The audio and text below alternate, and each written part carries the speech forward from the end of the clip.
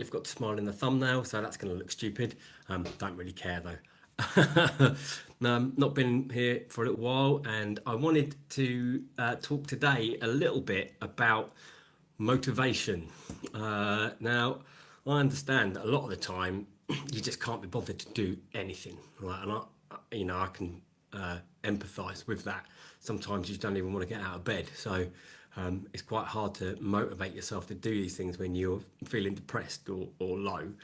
And all I can say really is something to try is to try and get well for someone else. Like, so rather than doing it for yourself, because that doesn't really give you much satisfaction at all, it gives you some. Like, in some people it does, but a lot of the time you just think, oh well, I don't really care.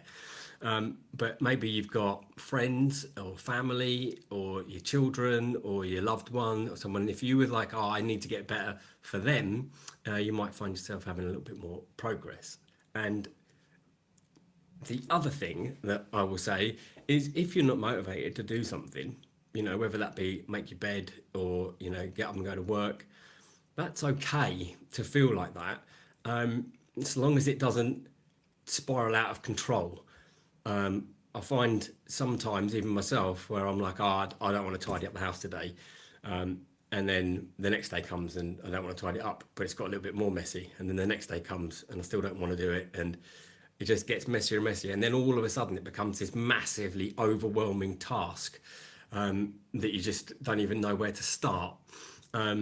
So it is important to sort of like recognise, maybe just do some little thing every day so that you don't get to that overwhelming, oh my God, I've ignored it for so long. Now I've got massive anxiety about it and I can't cope with it. And it's sort of, your own fault really. But anyway, I don't want to bulk people down with like, it's your own fault that you didn't do it. Like, 'cause it's not going to help anyone.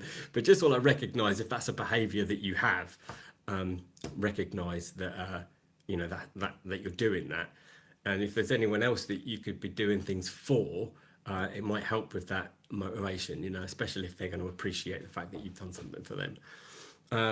I've obviously got another poem coming. I always like to end on one. This one is called Sleep. Obviously, sleep is something that a lot of us that have depression, no matter what type of depression it is, mine is agitated depression, so it comes along with lots of sort of like unusual symptoms, really, like incessant talking and aggressiveness, and compulsiveness and manicness and all of those sort of like things. You might have the same as me. You might have your own sort of like battles that you sort of like deal with. But I know that a lot of us that have like clinical depression struggle with sleep, normally because we're overthinking everything and going through like scenarios of like anything that could possibly happen, so that you're sort of prepared for it. So this was at a time when I obviously wasn't sleeping, and when I was sleeping, it wasn't the greatest sleep. But anyway, here it goes. I don't know if any of you are going to feel like this or can relate to it. I hope you can, and hopefully it'll help. Obviously, I've gone through it, still going through it, and I'm just here to tell everyone or anyone that you're not alone in thinking these things or struggling with sleep or anything like that. So hopefully the fact that you know that it's a shared experience and you're not the only one that has felt like it or does feel like it, might relieve some of that sort of like tension and anxiety or whatever it is that you're struggling with. So here goes. Sleep. Can someone please tell me why I can't sleep? The sleep deprivation is making me weak. If I don't get to dream of all the good things, that's when the demons inside settle in. I won't let them drag me back down to the lava. I need to stay strong because I'm a father. I wake up in the night, my stomach feels empty, my mouth is all dry, and I need to drink plenty. I need to be nourished so I can be strong and fight all these demons so I can carry on. I am not alone, I am not a slave. Surrounded with love, I can be brave. The person I need, I think, is getting closer. I just need to wait and be patient, don't force her. The love of my life, I can see but not touch. It hurts me because I love her so much. I hope that she'll forgive if I give her time, but the torment I put her through is a crime. I've been fighting this fight for so long now, the demons have been winning, somehow. But not for much longer, as I feel stronger than I've ever felt before. Soon the demons will lose their grip and plummet back down to the floor.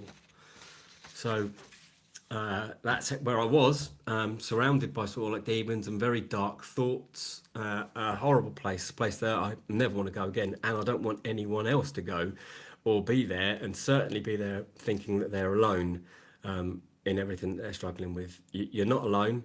Just need to tell someone about it, and they will be there for you. I hope.